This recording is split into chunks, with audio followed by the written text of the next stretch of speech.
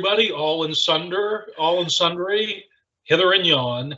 Welcome to the latest episode of the Matt and Dan show, or to the Dan and Matt show, as you prefer. This time we're all about the comedy record. And I have to say, and I have such mixed feelings when you first threw this one out, because I had to actually kind of realize, I'm like, this is a format that I got almost no experience with, even as a thing. So I almost was like, well, I got to have some kind of contribution for the show. And so in this instance, as we were kind of chatting before, I've got the computer tab open just so I can kind of stick to the script, because I got no room to extemporize here because my knowledge is just so vastly incomplete. So on that score, I got to say thanks. You set me ask, and I appreciate it, actually, because it's cool stuff we had. And I'm really looking forward to kind of being in listener mode and learning the cool tidbits that you have, because, I mean, let's face it, Dan, you have a pretty massive and significant experience at a very kind of personal and performative kind of way with this kind of genre, shall we say. So why don't we take it away? Why don't you just why don't we wind it up so you can tell us about the episode? All right. Well, I figured this for it might be fun to talk about. Yeah, because it's winter, and winter can be kind of a bummer.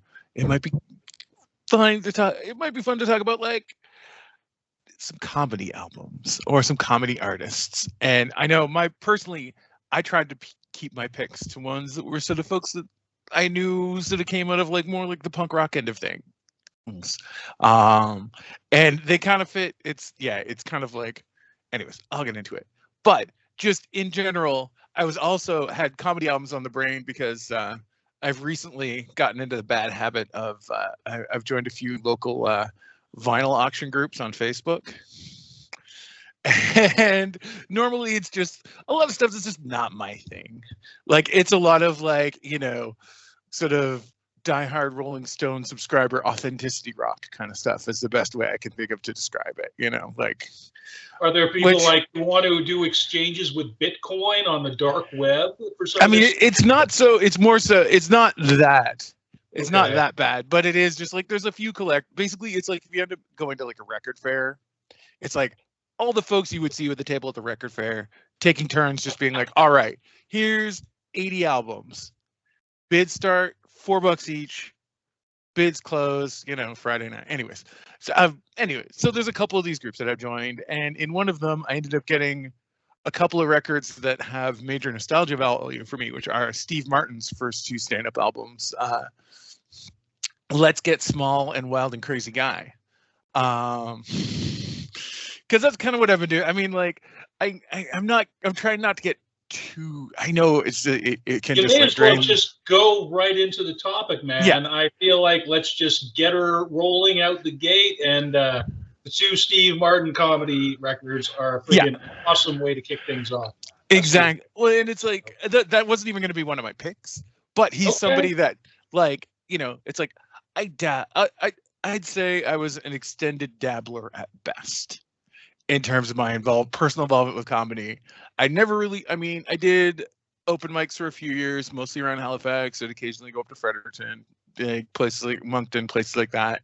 And I jumped on the bill of like a few punk rock shows as well, like I do like 10, 15-minute set in between some bands. And, that's legit. It was a lot of fun. I do not have them to do that. I do not have like the lower accessories needed to do that, man. Like some of the artists, folks I want to talk about today are, people that were big inspirations to me while I was doing that. And one of them is actually somebody I met through doing that. So I wanted to at least mention somebody who, may not be local now, but sort of came out of like the maritime scene, who I think is pretty cool. We'll get to later. Is it? No. Definitely not. Gian Gametti didn't even come out of the Maritimes. No. Sorry, man. Oh God, Moxie Fruvis. But yeah, anyways. So yeah, I did recently pick up those first two Steve Martin albums. If you ever get a chance, his book Born Standing Up, his memoir Born Standing Up, is really interesting because he's somebody that comes from like he's a writerly dude. If you look at like the he was a writerly dude. He's participated in, and like Like, oh, he's a very smart friggin' gentleman. He had like, it was like double honors philosophy and something. Like he was like, one like a heady academic type. And like his whole thing was like, that's the thing. And like he got his start opening in like playing like weird psychedelic like folk clubs, like taking his banjo on stage and doing this like, I don't know what you would call like this late 60s version of postmodern deconstructionism, but like a very like avant-garde like deconstruction take on like your average corny like, hey, how's it going type nightclub comic, like wearing like the arrow through his head and everything, and playing the banjo and that whole like, and yeah, he worked with the Smothers Brothers, who were like, kind of big counterculture guys at heart. And those guys were cool. Okay, yeah. So now we're tapping into some stuff from like latent memories. Like I'm now remembering actually from TV in the 80s, the Smothers Brothers comedy, right? That was... Yeah, and like they were kind of like, it's like on the six, as far as your like hippie representation on TV at the time, Laugh-In was kind of more like coming from the right, making fun of the kids, and the Smothers Brothers were people coming from the kids in a lot of ways, or like that same kind of crowd.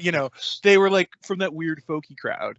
And Steve Martin was like, he was one of the writers, and like his first two albums especially are like when he was still in that like, kind of weird art guy phase, but at the same time was like paying his rent by doing magic tricks at Disneyland, like working in a gift shop.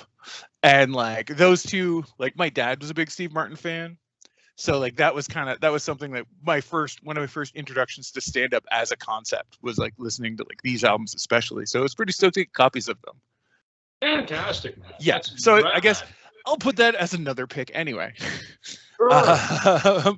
Like I guess. Well, I'll no, man. Those. You don't stick to any set or just throw her in there, man. Yeah. Sounds like you just so. And I guess as far as somebody who like is somebody I've been a fan of for a long time over various phases of their career, what was going to be my first actual pick, which was Bobcat Goldthwait. Oh, who excellent choice. He's somebody that came up like he's got like almost like one of these weird like Zelig style like careers, because he came up as comedy partners with Tom Kenny, who you might know as the voice of SpongeBob SquarePants. But they got their start as writers for a guy named Barry Crimmins, who was like kind of like a Lenny Bruce style like political comic from Boston in the 70s, who hired like these weird little punk rock kids from upstate New York, Bob and Tom, to like write jokes for him. And Barry Crimmins later on in life, when he transitioned to more like sort of the filmmaker phase of things, Goldthwait did a really rare documentary about Barry Crimmins called Call Me Lucky, chronicling how he like took the Vatican to court over sexual abuse by members of the clergy and things like that. And like Bobcat Goldthwait got started writing jokes for this guy, and then came up with like his, I guess what you call his signature character of the 80s, which was him doing like very on edge kind of like, like the high pitched, like sounds like he's done way too many bad drugs voice. Sometimes he had, sometimes he hadn't, I guess. And, he was somebody that maybe came from more like the Gigi Allen side than the Clash side of things, if you know what I mean. When like you just think of his stage antics, like setting the Tonight Show on fire, set on fire. And like, even like his first album, Meet Bob, spelled MEAT, Bob, which has a portrait of him made cold cuts as a cover, which was that was like the first recording he did of that kind of like type comedy character that apparently was one of Kurt Cobain's favorite albums growing up, which is why he was Nirvana's opener on the tour, like on their like final set of tours, like leading up to Kurt Cobain's death. Like he was on tour with them most of that time, hanging out with them. And like, I feel like anybody whose career is tied to like a character really gets it can really grate on them after a while. And like, he did a lot of movie appearances mostly where he was a guy that talked like that. Including such hits as Hot to Trot. I was going to say, like a couple of movies with a horse, right? Yeah, he did a movie with a horse about a horse that could predict stock increases called Hot to Trot. And he was in Scrooge. He was in the Police Academy movies, 2 through I'm not sure which. But anyways, he kind of stepped back from things after a while and moved behind the camera and had a whole arc through like the 2000s and 2000 teens up to now as like an auteur filmmaker. That he's made some like really great stuff in like a variety of genres if you go look it out. Like he made his first he made the movie Shakes the Clown when he was still in his like squeaky voice phase. That was another one of those like Razzie Award winner types. That was about like an alcoholic clown at the end of his rope kind of deal. But he ended up making a movie called Sleeping Dogs Lie. That was the best way I can describe it is a very like dark rom-com. And then he made actually one of my favorite late career Robin Williams movies as well, a movie called World's Greatest Dad, which, I'm not going to spoil the plot, but it's definitely worth going and checking out. Like, be prepared for, he still has a pretty dark, cynical sense of humor through like a lot of his films as well. But yeah, World's Greatest Dad is like, when Robin Williams passed away, the first two movies that I watched were the Robert Altman Popeye movie that was, that they shipped like boatloads of cocaine to the island of Malta to like keep running. That and World's Greatest Dad as like bookends. But yeah, he also made what was it? God Bless America, which is was a buddy road comedy about a guy who finds out he has terminal cancer, so he decides to go on the road hunting reality TV stars.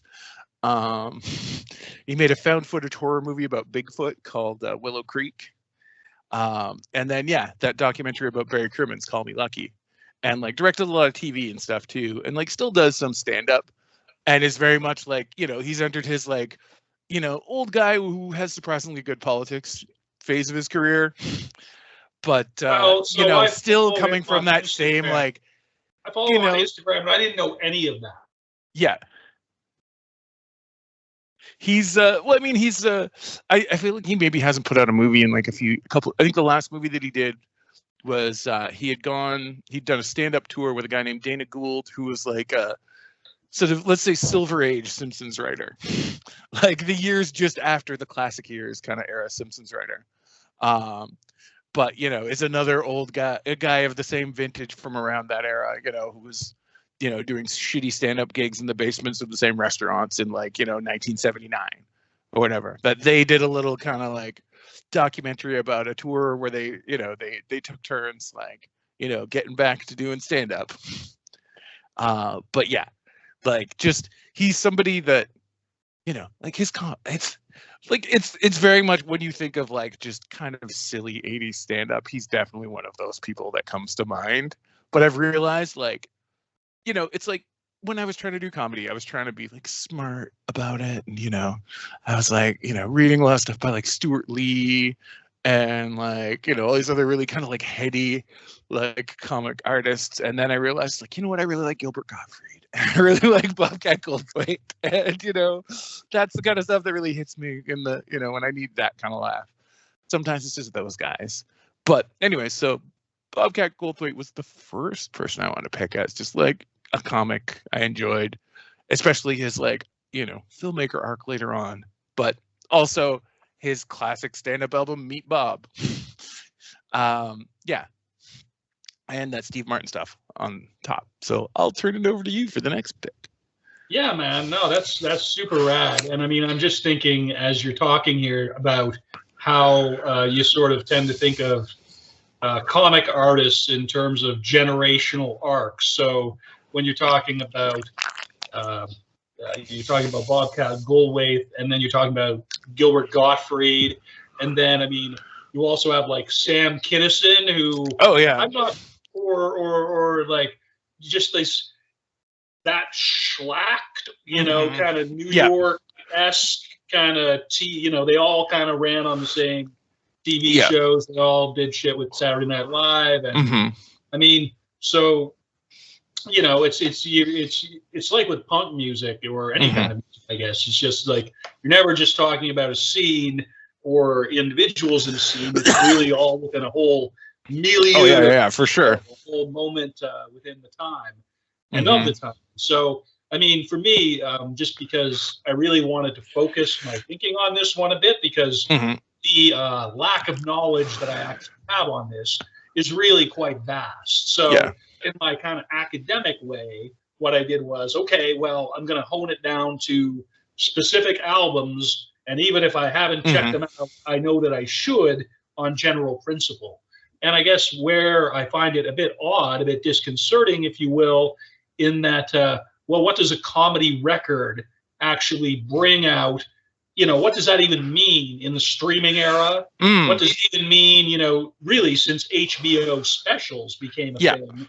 And it's like, well, they put it out on CD too. So, you know, I'm just like, my criteria will be for inclusion here is like, can I find it on Apple, iTunes, Music, whatever, because that's what I have on my phone. And I'm just, I can broadcast it over to my record player and whatnot.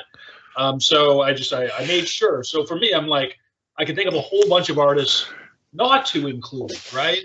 I can think of like, well, I could, you know, nobody's going to, you know, have a clip here on this thing of those Bill Cosby specials from the 70s where he's talking like, my grandparents had it. They thought it was great. Oh yeah, that's the thing. He had quite a few albums too. And yeah, of a time. Definitely of a time. At a time.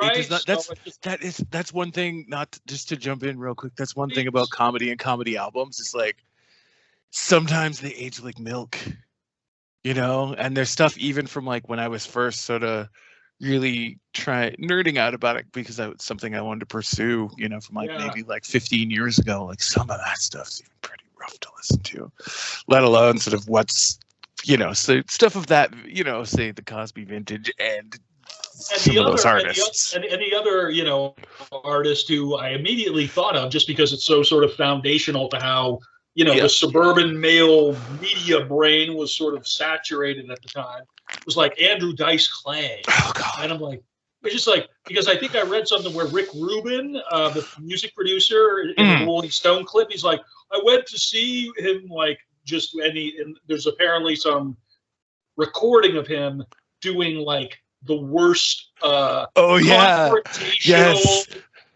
you know, thing with the audience where he's like actively antagonizing the audience. Oh yeah, I think that's the only Andrew Dice Clay album I think I've listened to in the past decade. It's just because that intentional antagonism towards the audience is like, it's like a performance art. That's kind of what I thought, but then I kind of just was like, yeah, but then there's all this fucking Dice Man and this friggin' caricature of like Hickory Dickory Dock, and that was to be obscene and just like completely the misogyny and lack of self-awareness is just like, okay, you know, I have to I have to decline. Who else can't I include? I can't include Louis C.K. Oh no. But even though before it was known that he was horrible, it was like something that I legit, you know, when that show was coming out strong, I thought this is like left of center enough in its presentation and the way that he's doing it to be relatively cool on the TV. So again, stuff that I'm not going to be talking about anymore whatsoever, but as I'm sort of thinking, so who do I exclude? Fine. But now who do I include? And then why? So for me, this begins clearly with Richard Pryor. And as a record live on the Sunset Strip.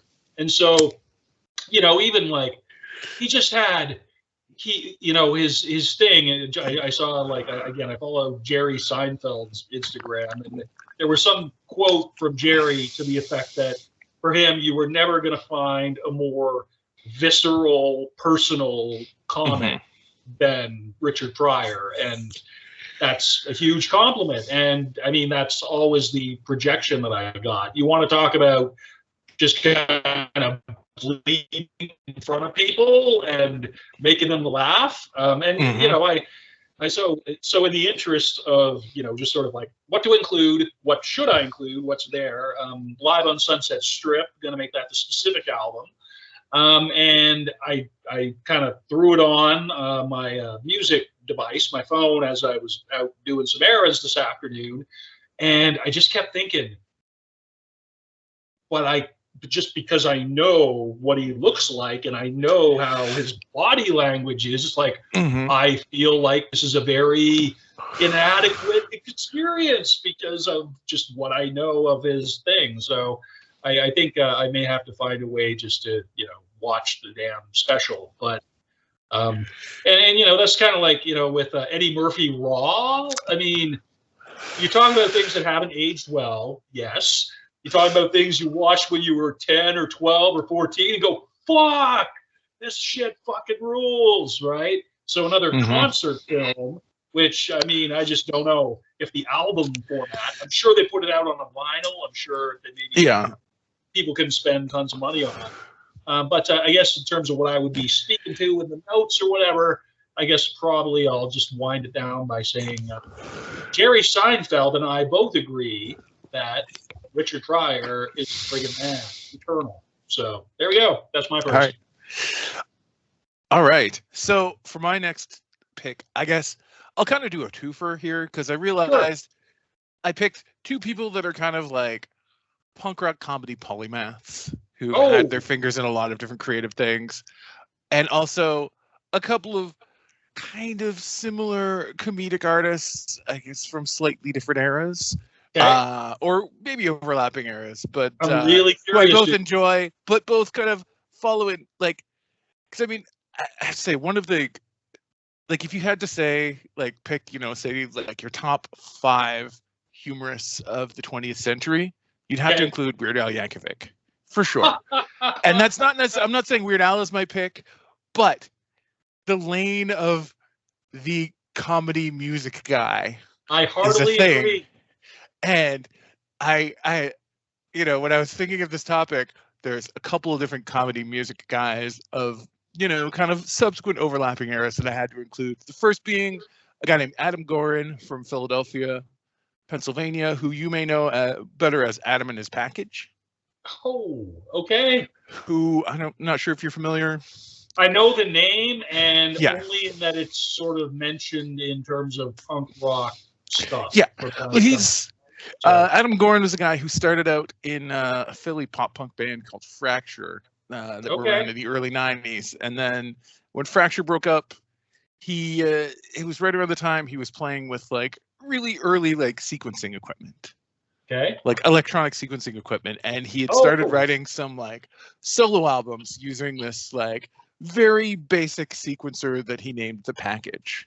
Then it kind of sounds like if you took like an old Lookout Records band and arranged their music for a flip phone ringtone for backing tracks.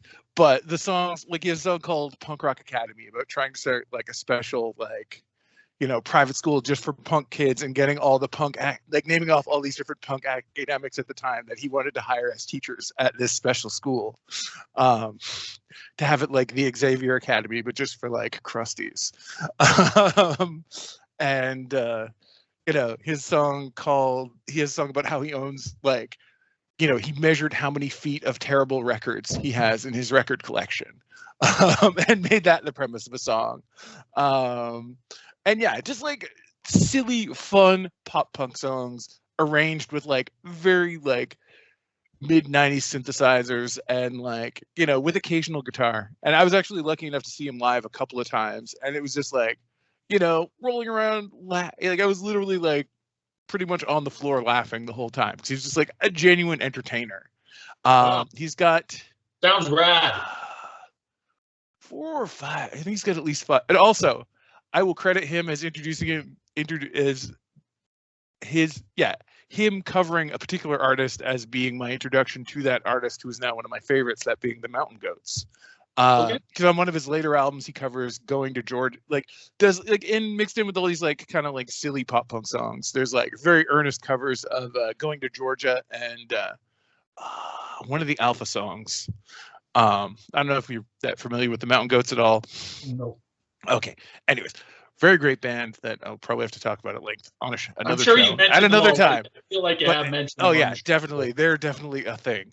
But and yeah, my introduction to them was Adam and his Package covering them Very in the cool. early aughts.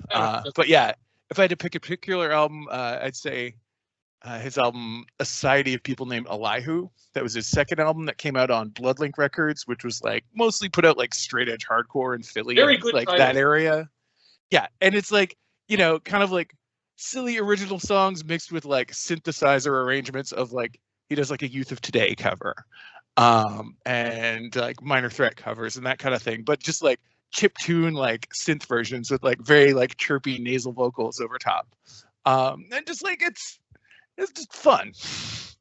And Why not? he What harm can that bring to the world, right? yeah, No harm. like None exactly. And like he's done occasional, like he's pretty much retired to like, I think he's like a high school teacher or something now, and like, you know, occasionally gets back to, you know, goes out and does I think the last time I've heard of him playing live was like maybe like a couple of years ago, but like, you know, every once in a while he'll go back and do like an Adam and his Package show here and there, but mostly was active from like probably the mid 90s until like the early mid aughts. I saw him in like 98 and 99. The second time I saw him, it was an all solo act show. Like that was the only unifying factor between all of the performers. So it was like very earnest, like folk singer, followed by like electronic noise act, followed by puppet show, followed by Adam and his Package, and then headlined by Thrones, Joe Preston from the Melvins solo project, where he's doing like prog rock, like solo, like just bass loop prog rock stuff. Like this like very like King Crimson-esque, or at least the stuff he was playing then. Anyway, it was like, yeah, that was quite the show. But yeah, so Adam and his Package was my first kind of like comedy music artist that I wanted to include, and then someone that kind of, you know, takes a similar approach, but in his very own Canadian dirtbag way, and that is Christian B.A. Johnston of Hamilton, Ontario. I'm not sure I'm not familiar at all, man. I feel like oh man, he's in for a treat, eh? Yeah, he's been around since like I guess he put out his first his album as B.A. Johnson in 2001, and has been touring steadily since then. He was based out of Halifax. He's from Hamilton originally. He's based out of Halifax for a while. He's been compared to G.G. Allen and Stompin' Tom Connors. And it's just like every time I think G.G. Allen, I just think of poop smeared on him. Like imagine, just picture a guy kind of built like Danny DeVito with Lemmy mutton chops, wearing like a Hamilton Tiger Cats jersey and a cape with neon letters, giant neon letters of the word BA behind him, like dancing on a table, singing a song about how he's not going to buy that government weed. He still wants to buy it from his friend Steve. Or like, you know, a heartfelt ode to Hawkins cheesies. Yeah, like he's a fucking entertainer. Like that's the best way to describe B.A. Johnson. And speaking like actually, an entertainer's entertainer. Yeah. Speaking of the G.G. Allen thing, I did once see him perform while a sewer pipe opened up over top of the stage while he was playing, and he did not miss a beat. Back when I was a bouncer at when the Seahorse Tavern in its original sort of like basement location on Argyle Street here in Halifax. And yeah, BA was, there was a bathroom pipe right over the stage, right when BA was rocking out, and just Halifax anecdote. I just gotta stop and say, I actually. Wow, that's not think of a more hardcore Halifax thing ever. I don't think than what you just described. That wasn't even the craziest time I've seen him. Like the craziest live time I've seen him was it was an abandoned railroad bar in Sackville, New Brunswick that had reopened just for that weekend as part of Sappy Fest, where like the entire thing, like the taps all ran on well water. And like the ceiling was like dripping, and like there was some kind of leak, and like ceiling tiles were like falling down during the show. And like there may or may not have been a lot of edibles consumed beforehand. And he was like jumping from table to table in like this white jumpsuit and like a little fucking, you know, like Love Boat captain's hat, like shirt unbuttoned, like little cane in his hand, just like this fucking drunk little leprechaun while like mystery liquids dripping from the ceiling of this like abandoned railroad bar that all these like fucking middle-aged hipsters all the weirdos hanging who out show at. up to such a venue, right? Exactly. Yeah, Like it was yeah. literally like the edge of town, like the actual edge of town. There was just nothing but the Chantermore Marsh like behind us. And it was Sounds like just something like, out of the Fall of the House of Usher TV I series. know, The but like specific just episode where the shit kind of turns it. Yeah. oh yeah. But just like, you know, watching this like just crazy little guy who, you know, dancing around like doing like you know, these little like home produced New Jack Swing songs about you know, So how it's he's gonna move to a legitimate as musical entertainment without the it's live elements, or what? it's I don't know. I still enjoy it. Like I think it's Werewolves of London, Ontario was his album a couple of years ago that has he has this one song called "We're Going to Jail Except Pete, He's Gonna Die," which is his story of doing mushrooms at a Van Halen concert at Canada's Wonderland and then getting chased by the cops and just entering into the sort of wild speculations when that happens and you lose your friends. That's just got one of my favorite just rock hooks of like, you know, recent memory. And, you know, he's like gives his all as a performer. And it's just, yeah, you know, whether he's singing about how he's going to put a deep fryer in his bedroom or, you know, how his roommate is a couche-tard. He stays open too late. It's just, you know, just classic dirtbag anthems. And like he tours constantly across the country in this like a little station wagon full of like whatever musical equipment he can load in there. You know, live it's mostly like, you know, little Casio keyboards and like some electric guitar. And yeah, like I said, like he's like constantly like dancing on tables and like has like little like light shows, quote unquote. And just like he's an entertainer, like a true entertainer. And yeah, someone that just like comes out of just like playing crappy punk rock shows, but playing, you know, big rock songs about just completely ridiculous topics. And just someone that entertains me like to no end. That, you know, I don't know if it's, I'd say, yeah, like I said, his album, he's got, oh yeah, he's released 15 albums over the past 23 years as well. No, I don't know if all of them are on Spotify, but a bunch of them are on Spotify. And yeah, just very prolific guy and constantly touring.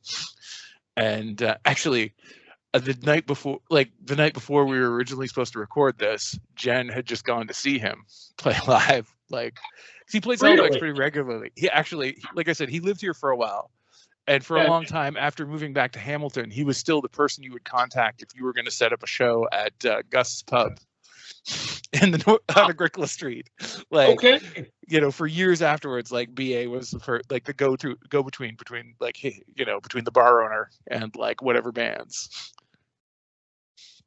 But yeah, anyways, so I think just you have like described the most interesting person in the world. I think I literally cannot function for the rest of the evening properly without you know, doing some Googling on Mr. Johnson. That's pretty. Yeah. Kudos to people who are owning it. All right. Through to the end of their shtick, man. I mean, for anybody who's like in their 40s or 50s and still pounding that, you know, artistic, you know, thing, like regardless of how he's little like our money age. it brings them. Yeah, well, exactly. And like, right? I just like yeah, late Gen X, early millennial. I mean, whatever the fuck. I just see if anybody's over 40 and they're like still committed to some kind of artistic enterprise, to me, I'm just like representing all the people who at one point thought they were creative or had something to say. I mean, I just, you know, respect where it's due is all I'm saying. Because by and large, it's just such a thankless business being any kind of an independent artist, right? You just are literally just doing it because you have no other way to live without, you know, feeling like even less weird or something. So, yeah, exactly. So all mine are going to be just like super mainstream stuff because I'm just going to be like looking forward to do the part 2 of this. This may become an annual thing. This may become for sure. an annual comedy because my thinking on it will, I think, already be quite different just based on what you've described. So I'm just going to move into again, if I'm sort of thinking about the best of, the comedy that I sort of see out there and have grown up with an awareness of, that I have to give credit to as being a sort of a positive thing every time I regard it, is George Carlin. And I specifically would choose, I actually wanted to go with an album like after 9/11 because he actually had some really, I think, pretty real things to say about 9/11 and subsequently after. If it's almost like if there was ever a need for a comic voice to speak on that kind of era, he would be somebody you could say he is a legit person to you'd be like, I'm interested in what this person has to say. And I'm sure you just go back to the stuff from the 60s and 70s and you go, well, fuck. I mean, it's probably not cool into the full extent that we would want it to be in terms of just the venues and some of the bits, and probably, I mean, I just have to think that just because of how society kind of went, you're going to find, whether you want to or not, some kind of very just antiquated views on gender, sex, the interpersonal relations stuff, even like the racial, aspects that you just go, okay, well, it's like, it's good that people were speaking to it. And it's gotten to us right now where we can look back on and kind of go, well, through the critical faculty that we have, we can say it's helpful to get us to where we are now. And at the time, it's so, I mean, I don't even know if he's one of these dudes that needs like that kind of apology, but it's just sort of, he just kind of like, he's one of those people that idiots cite as when they're citing people that they at least as much as smart people, so it's one of those, like when he showed up in the Kevin Smith movie as the Pope. Oh yeah. Do you remember that? I'm just like, yes, I do in Dogma. I don't know if this is, I don't know what this adds to anything, but he was in. I think he was also in Kevin Smith's later film Jersey Girl, which is I like like playing like, but it's just such a some of those movies are just, I look at them now and I'm just like, this is just like the most embarrassing, early 30s, late 20s bro shit in the world. I kind of just, he's done some awesome stuff, brilliant stuff. Yeah. There's of it. You just talk about stuff that just is like, well, man, I'm glad. I'm not even glad. It's just like, you made a movie. They gave you money to do that. And but so George Carlin being, having, I guess, qualified the crap out of that, which I guess I didn't need to. Maybe I do. See, this is like my lack of awareness of now. But I will say that as somebody who occasionally sort of has an aspiration to, be clever or smart in terms of a writing sense, I get with him, he's like a writerly comedian. He crafts his stuff. It's, it's very like, he's got his zingers. He's got like the craft down of the joke, which is why it's so persistent and so vastly entertaining. But when he sort of gets over he went through a period where he owed the tax people like a shitload of money. And so as a result of that, he had to tour like a lot. Yeah. Kind of for being this early kind of Hollywood career, but then basically the IRS kind of came after him for about 20 years worth of whatever.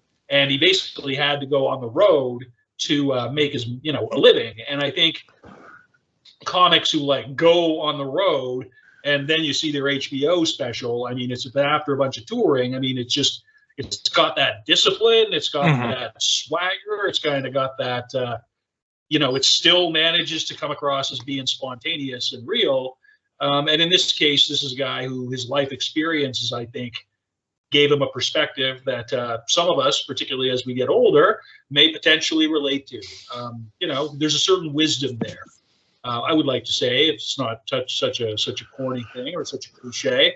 So I don't know. I mean, again, if you're just sort of talking about foundational comics, I mean, again, this is the same dude who's out on the road at the same time Cosby's Mike and drinks.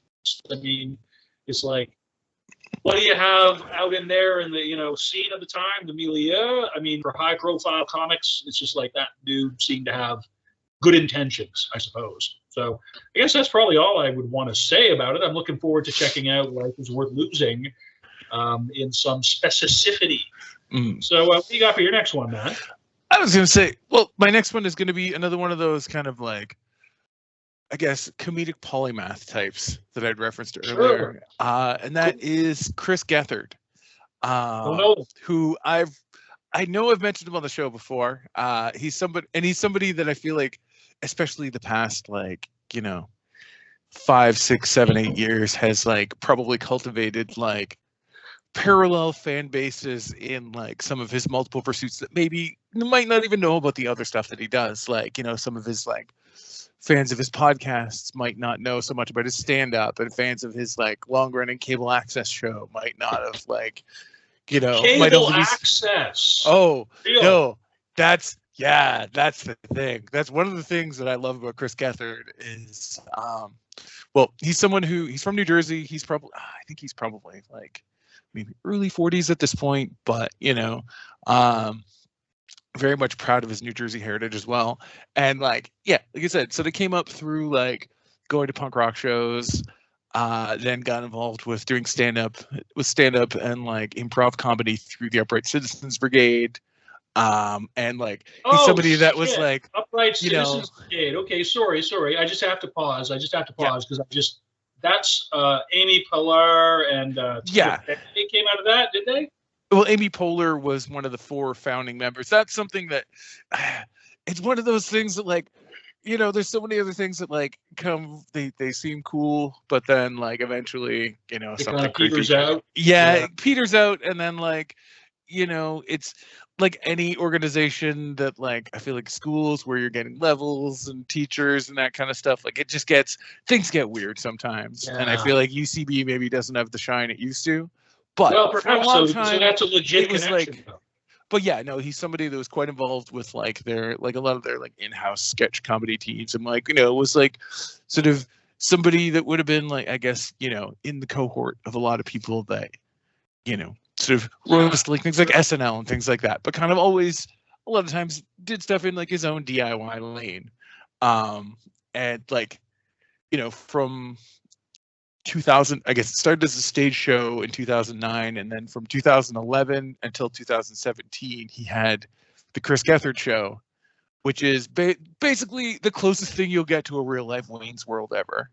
That like I said, it originally started as a stage show at the UCB in 2009. Then in 2011 they took it to the Manhattan Neighborhood Network cable access channel. Then I think like 2015, 2016 it moved to Fuse, which was like Much Music's American network. Okay. And like they did a couple seasons there as well. Music had an American network. Yeah, it's why I do. Or it's like it was like the Chum. It was like some like Chum Networks affiliated, like American network. That they did. They did a couple like they did like a real cable, like couple seasons as well. But like the original format, like I said, it's the closest thing you get to like a Wayne's World, where it was like Gethard and some of the other just like random folks around UCB and like friends of theirs from the scene. Like I said, the house band had like Mikey Erg from the Ergs playing in it, and just like a lot of folks from like around different like New York, New Jersey area bands, like were part of like the house band. And they have a little panel of like UCB folks, most of whom were in characters. Like there was a guy called the Human Fish who would just like wear swim goggles and like flippers, like, and spoke only in riddles. And then like again, and Connor O'Malley, who you definitely would see, like he pops up on TV, like a bunch of like he's popped on a bunch of TV shows and movies recently. Like he would show up as a bunch of different characters, and just like they would pick a theme, like they'd have people call in. Oh yeah, it was a call-in show as well. So it was like a talk show hosted by a bunch of weird punk rock comedy kids with like people calling in from all around the world, and then their music with a house band made of like folks from a bunch of punk bands in the area. And then they would have musical guests weekly that could be like, like Fucked Up, or like, some like cool indie band or something like that, and they'd come on and play a couple songs throughout the show, and then like people would call, like they'd have a thing where like people would call in and suggest things to make put into sandwiches that the cast would then have to eat. Or like, and this is what era? Sorry, I mean, this is like 2011 to 2000, and like when it was on cable access, they also like uploaded it to YouTube weekly as well. Okay. And like there are still archives of pretty much the entire cable access run. Cool. On right YouTube. On. That's good to know. And like it's what like it's like it doesn't all hit, but it's like they tried it, and pretty much every Wednesday night, effort, as we say, they would do like business. Every Wednesday night they would put on like a pretty entertaining show. And on top of that, like Gethard he's been doing stand-up for years. He's got, I think, 4 stand-up albums, an HBO special that's more like a one-man show kind of thing. Like it's a little more serious. Like he talks a lot about, like, he's had a lot of mental health issues over the years, and he's pretty open about that in his comedy. And his HBO special, Career Suicide, is like talks a lot about that, and it gets pretty like deep and dark, and it's still funny, but like like it's not just like funny jokey jokes. Well, that's like Richard Pryor. I mean, you bare your soul. Exactly. And it's part of overcoming the darkness sometimes. Yeah, like his last special, like he put out like an album with an accompanying like documentary, like road documentary, that also has him like performing all the bits from the album, called Half My Life. That's a lot of stuff about like being a new dad, and just like the horrors of seeing his son's first bowel movement and things like that, on top of this like very confessional, like kind of like dark but fun, still very funny comedy. And on top of all that stuff, he's like a kind of character actor that shows up in a bunch of things. Like, I don't know if you ever watched the show Broad City. I'm aware of it. I've never watched it, but I know that I should watch it because it's hilarious. And anyway, yeah. Anyways, he plays the boss of, like, one of the characters works at like a Groupon type company for most of the show called Deals, Deals, Deals. And he plays the head of Deals, Deals, Deals, who is constantly, having to have conversations with his problem employee, who is one of the central characters of the show. And yeah, just like he shows up in a lot of things like that. And on top of all those things, like he's written, I think he's got 4 books. Wow. The first one was and prolific, I think, are the words to describe this guy, right? Yeah, exactly. Like he's written 4 books. He actually started out early on as a journalist as well, working for a magazine called Weird New Jersey, where just like, he would like write articles about like sort of whatever your local version of like the Dungarvan Hooper, like those sort of stories. Like, he was like, works for a magazine. The Jersey Devil is real. Exactly. He wrote a lot of Jersey Devil sighting type articles. And then like wrote this really great book of personal essays called A Bad Idea I'm About to Do. And then he wrote like sort of a self-help book called Lose Well. And then just like, a couple other books of like funny essays afterwards. I feel like this person almost has like a generational spokesperson vibe. Oh yeah, it's wild. And it's like, yeah. And it's like he's definitely, and he's somebody that really like, one of the great things about his like public access show is like it was very much, I mean, I know to say like the term safe space, people seem like whatever about it. People get weird about it, but that's genuinely like just like a welcoming vibe, I guess is the best way to describe it. Sure. That like, it is like you see the people that would show up week to week because it'd just be like a bunch of random weirdos would just come to hang out and watch this like live talk show that was being broadcast on cable access TV with like fucking Ted Leo playing, and then like some guy's gonna show up and talk about how he like has to jerk like fantastical monsters off for a living to like keep them from getting too crazy, because that's his like new comedy character he's working on. And then like some guys calling in from Sweden with like his thoughts on it all. And then on top of all that, even just to throw one more thing in the mix, for the past 7 or 8 years now, he's had a very popular podcast called Beautiful stories from anonymous people, where what it is he'll get people to, he like just set up this voicemail line where people will call in and say like, hey, I've got this story I want to tell to you. And he'll have them, like, he'll get them to call in, and like he'll kind of ask, like, like he'll be there as like sort of the, he'll let them just tell this story that they want to tell without sort of revealing any details about themselves or who they are or anything, just like an anonymous story that's like usually something, pretty personal, just like a variety of different topics. Could be something just very silly, something embarrassing, something like very heartfelt. And, he's just there to sort of be a guy that listens and like sort of help them, prod them along to like get the story going. Anyways, I was just sort of elaborating further on the setup of this podcast, where he just is him acting as sort of like the helping facilitate someone tell this anonymous story. Could be embarrassing, could be, something just very personal, they didn't want to, whatever. But just like, it's always just somebody that like, they don't say who it is. Nobody knows. They don't reveal. It's just like, hey, you want to tell your story and just get it on the air? You can do it. And this is like this whole other fan base outside of his comedy stuff that he's cultivated just through doing this podcast. That was really cool. And just like ties into that like very welcoming vibe of his like very Wayne's World-esque TV show that he had, where somebody like, Will Ferrell could show up one week and just start offering haircuts to people in the crowd. Or, like later on when it moved to like actual TV, they held up a whole episode where they had, a couple like very like sort of alt comedy nerd level guests that, like sort of their fans were aware of.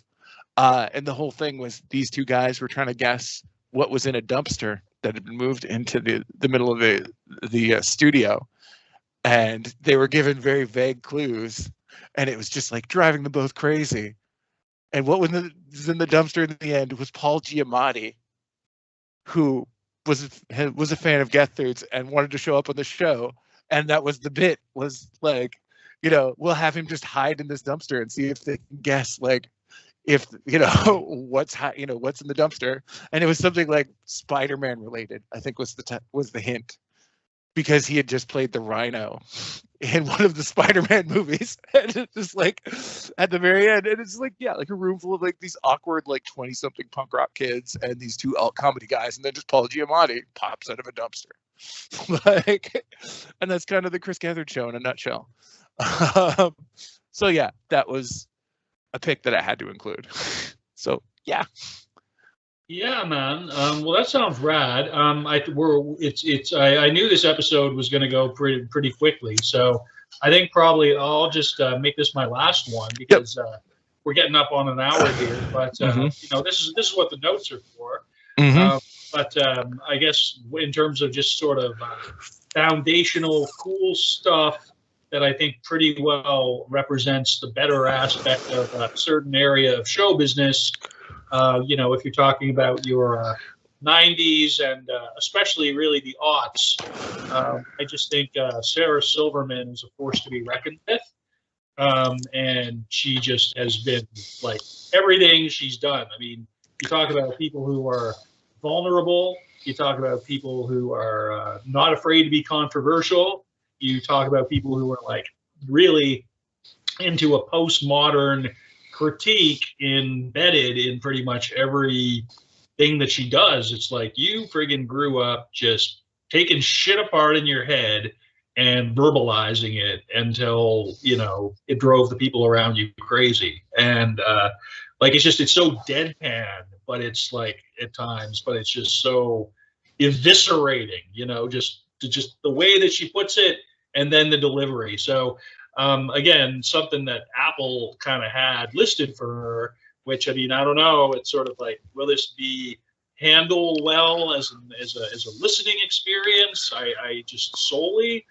She had a thing out last year, as a matter of fact, Someone You Love on HBO. So 2023, it's just her kicking ass as a stand-up, and that's what she's been doing for pretty long friggin' time.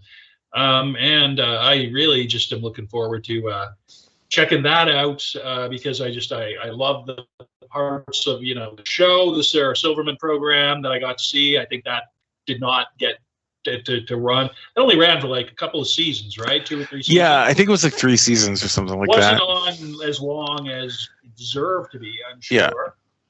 But again, I just from some of the stuff, some of the bits. I mean, it was just like she's just like, wow, this could end any day. I could be canceled, and just God bless her for just being surrounded by people who helped her realize that to the extent that was capable of. So again, just in terms of things to inform my thinking or enhance my learnings on this topic, I'm definitely going to be checking that out. So, what do you got before we wind down here, Dan? What's your last pick or two? Yeah, I just had one last pick that I will just quickly, I won't go. Yeah, I'll just quickly mention, but and it was somebody that I had to like. They're not current. Yeah, they're currently based out of Toronto, but has definitely they've come up through places we've both spent time. And that is Meg McKay, who's a great comic, originally from PEI. I first encountered them in Fredericton because they were part of the Fredericton United Comedy Collective that kind of like kicked off the stand-up scene in there in like the early 2010s. That's still like Fredericton still got a pretty decent little comedy scene from what I've seen. But yeah, Meg then moved to Halifax for a while, was pretty active with things here. Is now based out of Toronto, I believe. Was writing on This Hour is 22 Minutes for a couple of years. Has two pretty good albums you can find on streaming. One's called Probably a Witch from 2020. There's a new one from 2023 called Clown Baby. That's pretty great. And Meg is just fucking hilarious. Like they're like, first time I saw them in Fredericton, they were doing a character, but it was them as their 14-year-old goth little brother performing his deepest, darkest poetry, and like just walked up on stage wearing like the black metal corpse paint and like the fucking tap room in Fredericton. It was just and like all this like tattered black clothing and just like just it was just transcendent and like just like a really great funny stand-up and like consistently. And I had to include them like when I was trying to do when I was doing the comedy thing. Meg was somebody I was always really excited to do shows with because like he's probably awesome. Like, one of the best in the area that I've seen, and has really like moved on and excelled and is doing like a lot of good stuff. And so just wanted to put, just again, I always like to include like local things, for sure when I can. That like I had to include, Meg McKay on there, and I'll just wrap it up like that.